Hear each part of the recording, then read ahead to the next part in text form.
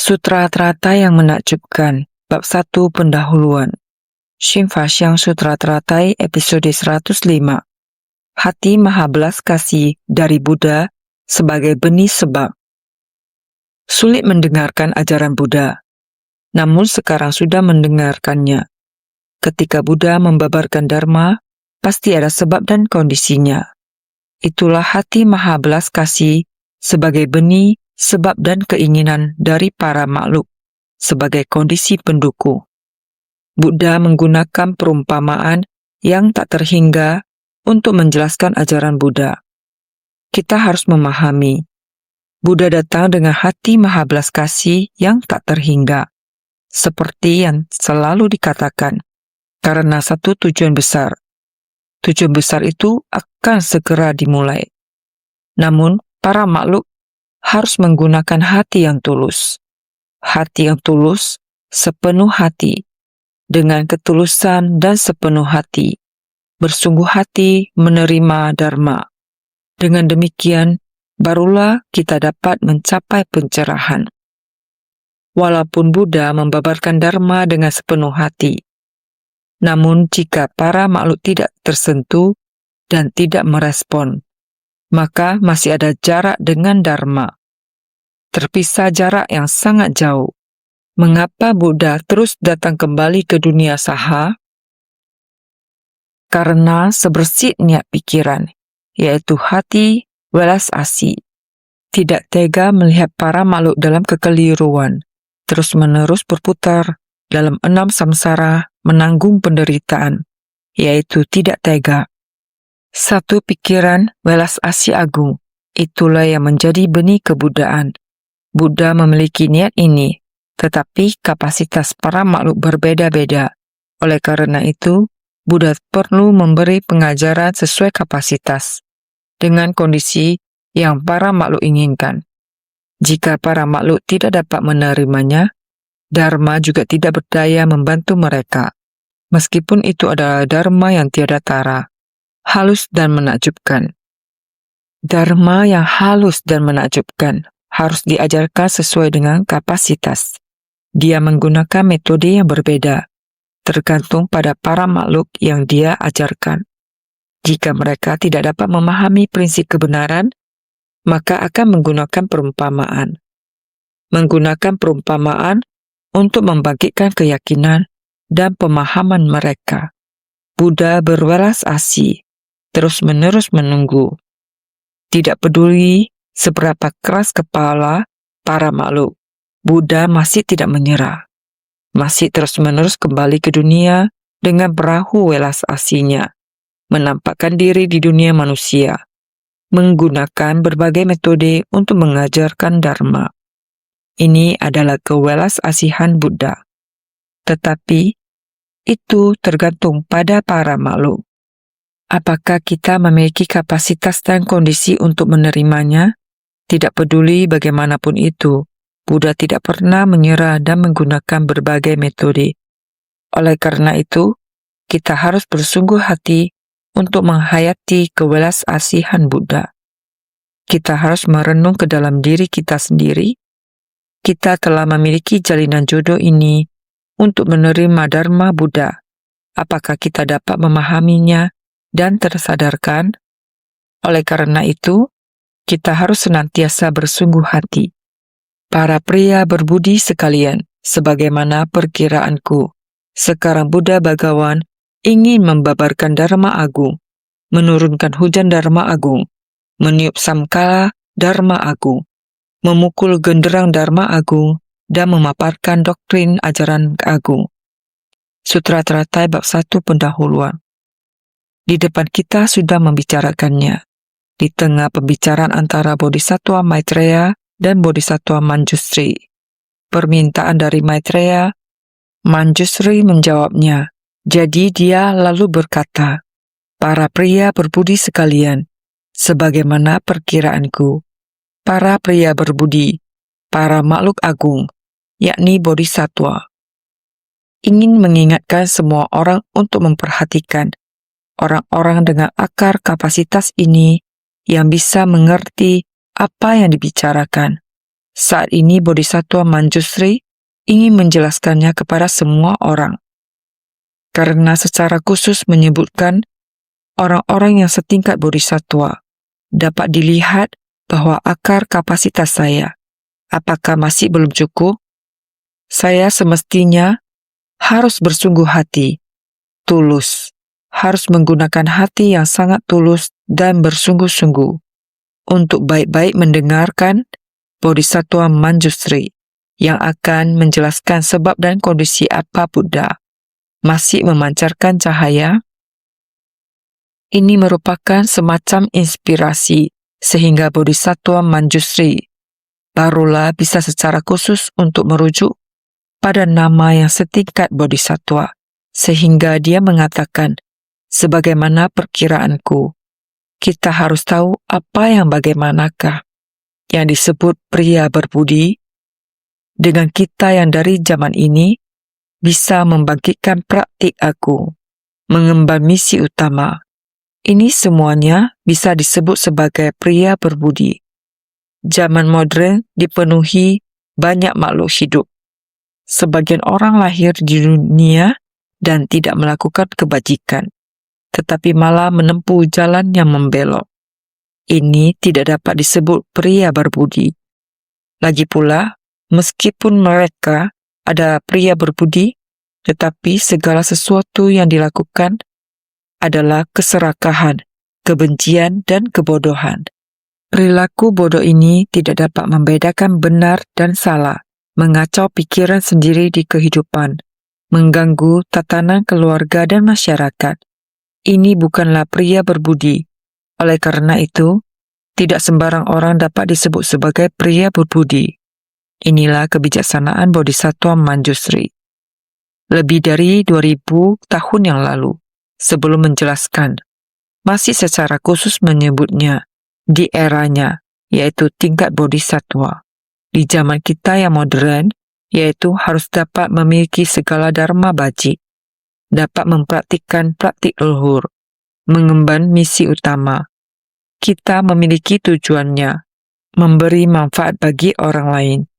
Orang seperti ini baru dapat disebut pria berbudi. Dikatakan lebih lanjut, sebagaimana perkiraanku, menunjukkan kebijaksanaan Bodhisattva Manjusri. Beliau ingin menjelaskan rupa dari Buddha Sakyamuni, sehingga Bodhisattva Manjusri juga harus merenungkan dengan sangat mendalam. Buddha adalah yang maha tercerahkan, sehingga setiap gerak-gerik dan tindakan Buddha bukanlah sesuatu yang bisa dinilai atau dijelaskan dengan sederhana oleh manusia biasa. Tidak bisa hanya menebak. Mungkin sekarang Buddha sedang memikirkan sesuatu. Bukan seperti itu. Bodhisattva Manjusri sangat berhati-hati dan penuh kehati-hatian ketika hendak menjelaskan. Ini juga merupakan suatu metode ajaran dan teladan, agar semua orang memahami bahwa ketika kita ingin menilai atau menganalisis seseorang, hal itu tidak boleh dilakukan secara sembarangan. Terlebih lagi ketika hendak menjelaskan keadaan Buddha yang sedang memancarkan cahaya dan menampakkan pertanda kebajikan. Hal ini menunjukkan kepada kita bahwa kita harus berhati-hati dalam berbagai hal. Banyak hal yang ketika diucapkan, jika sedikit saja keliru, akibatnya bisa sangat jauh menyimpang. Para bodhisattva berbicara dengan sangat penuh kehati-hatian, apalagi kita yang masih manusia awam. Sekarang kita ingin belajar Buddha Dhamma. Pantaskah kita berbicara secara sembarangan? Jadi, merenungkan berarti memikirkan dengan sungguh-sungguh, mempertimbangkan dengan sangat rinci, menakar dengan seksama dan penuh perhatian. Jika kita tidak menerima dengan hati yang teliti dan tulus, lihatlah pikiran yang begitu halus seperti ini. Jika kita tidak memahaminya, bagaimana mungkin hati kita dapat masuk ke dalam Dharma? Karena itu, Bodhisattva Manjusri merencanakan dan mempertimbangkan dengan seksama. Ketika Buddha mulai memancarkan cahaya dan menampakkan pertanda luar biasa, tujuannya adalah hanyalah satu, yaitu untuk menyampaikan dharma yang agung. Para pria berbudi, aku pada diri dari para Buddha lampau pernah melihat tanda-tanda istimewa ini. Setelah memancarkan cahaya ini, mereka segera membabarkan dharma agung. Dari itu, hendaknya diketahui kalau Buddha sekarang menampakkan cahaya, juga demikian adanya. Dikarenakan ingin membuat semua makhluk mendengar dan memahami dharma yang sulit, diyakini oleh seluruh dunia, makanya menampakkan tanda-tanda istimewa ini. Sutra Teratai bab 1 pendahuluan. Menyampaikan dharma agung ini adalah dharma yang dibuktikan sendiri oleh kebijaksanaan sejati Buddha. Karena Buddha ingin sepenuhnya mengungkapkan maksud terdalamnya. Semua Buddha memiliki jalan yang sama. Buddha masa lampau, Buddha masa sekarang, dan Buddha masa depan juga demikian. Karena kondisi jalinan sebab dan akibat para makhluk hidup. Meskipun Buddha datang ke dunia karena sebab tertentu, tetap harus menyesuaikan dengan kondisi para makhluk hidup, akar kemampuan dan potensi makhluk hidup. Berbeda-beda dan tidak sama, sehingga pengajaran Dharma pasti harus disampaikan dengan baik sesuai dengan kemampuan masing-masing. Oleh karena itu, Buddha, beliau sendiri menggunakan kebijaksanaan sejati dari dalam batin. Prinsip kebenaran ini sudah lama tersimpan dalam hati. Berapa lama? Dari saat beliau pertama kali mencapai kesadaran, batin beliau dan alam semesta yang luas tanpa batas. Prinsip kebenaran, masalah benda seluruhnya menyatu bersama. Ini menghayati sampai alam manusia, dengan para makhluk, jalinan jodoh, hukum karma, dan lainnya. Sangat kecil dan halus, sangat jelas dan menyeluruh. Beliau sudah sejak waktu pertama, seluruhnya jelas dan detil, sedikit pun tidak terbuang. Oleh karena itu, Dharma, prinsip kebenaran berada dalam batinnya. Awalnya sangat sukacita, dari batinnya ingin membagikan kepada semua orang. Saya mendapatkan Dharma itu begitu baik, begitu sukacita. Alam semesta beserta isi dan lainnya ada sifat hakiki yang jernih dan utuh. Mau agar semua orang tahu, bukan hanya saya saja yang ada, kita semuanya, setiap orang juga ada sukacita seperti ini. Namun semuanya tidak mampu menghayati isi batin yang luas dan tanpa batas. Kondisi batin tenang dan jernih yang begitu indah. Ini adalah waktu pertama kalinya Buddha adalah terus ingin menyampaikannya. Mau agar semua orang bisa mengetahuinya secara menyeluruh. Walaupun pada saat beliau tercerahkan, saat beliau mencapai kebudaan, para Buddha dari 10 penjuru dan para naga pelindung Dharma, semua tiba untuk merayakan pencerahan Buddha. Banyak yang ingin disampaikan Buddha, bahwa saya telah tersadarkan. Inilah yang telah saya pahami. Namun, para dewa dan naga belum bisa memahami. Para dewa dan naga saja belum dapat memahami, apalagi manusia awam.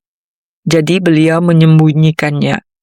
Dharma sejati ini tetap disimpan di dalam hati.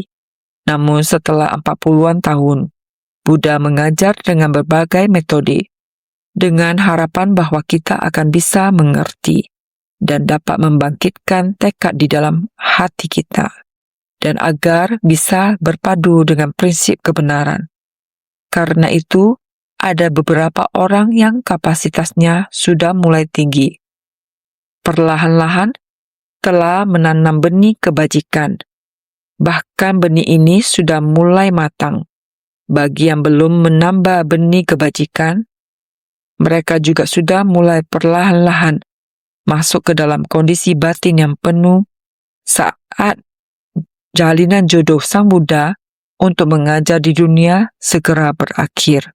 Beliau tidak punya pilihan di saat ini. selain dengan cepat menjelaskan hal-hal yang sukacita, dan juga semangat dan prinsip dalam batinnya, yang menyatu dengan segala hal di alam semesta. Dan bersukacita dijelaskan kepada semuanya, agar semua orang dapat mengerti. Ini yang disebut sebagai mengungkapkan harapan mendasarnya. Pada awalnya, khawatir orang-orang tidak mengerti dan membuang waktu, atau salah mengerti Dharma. Tapi di saat ini, sewaktu jalinan jodohnya sudah hampir berakhir di dunia, bahkan jika mereka tidak mengerti, beliau tetap harus menjelaskannya. Jadi Dharma Agung yang terpendam di dalam hati Sang Buddha untuk waktu yang sangat lama, kini dijelaskan dari Dharma yang dibuktikan sendiri oleh kebijaksanaan sejati Buddha. Dharma Agung ini mulai diungkapkan. Jadi Bodhisattva Manjusri berkata kepada semua orang, "Para pria berbudi, aku pada diri dari para Buddha lampau pernah melihat tanda-tanda istimewa ini. Setelah memancarkan cahaya ini, mereka segera membabarkan Dharma Agung. Dari itu, hendaknya diketahui kalau Buddha sekarang menampakkan cahaya. Juga demikian adanya." Sutra Teratai Bab 1 Pendahuluan. Sekarang Bodhisattva Manjusri menyampaikan bahwa beliau juga pernah mencapai kebudaan di masa lampau dan juga telah mengajarkan para muridnya yang juga telah mencapai kebudaan. Karena keberadaan beliau yang sudah sangat lama, beliau menceritakan pengalamannya mengenai tanda keagungan saat seseorang mencapai kebudaan. Berdasarkan pengalamannya tersebut, beliau mengatakan bahwa tanda keagungan yang diperlihatkan oleh Buddha adalah sesuatu yang pernah beliau saksikan sendiri sebelumnya. Ketika para Buddha di masa lampau memancarkan cahaya yang sedemikian terangnya, itu adalah saat mereka akan mulai membabarkan Dharma Agung. Hal ini sama seperti tanda keagungan cahaya yang dipancarkan oleh Buddha Sakyamuni saat ini, memancarkan cahaya yang sedemikian terangnya.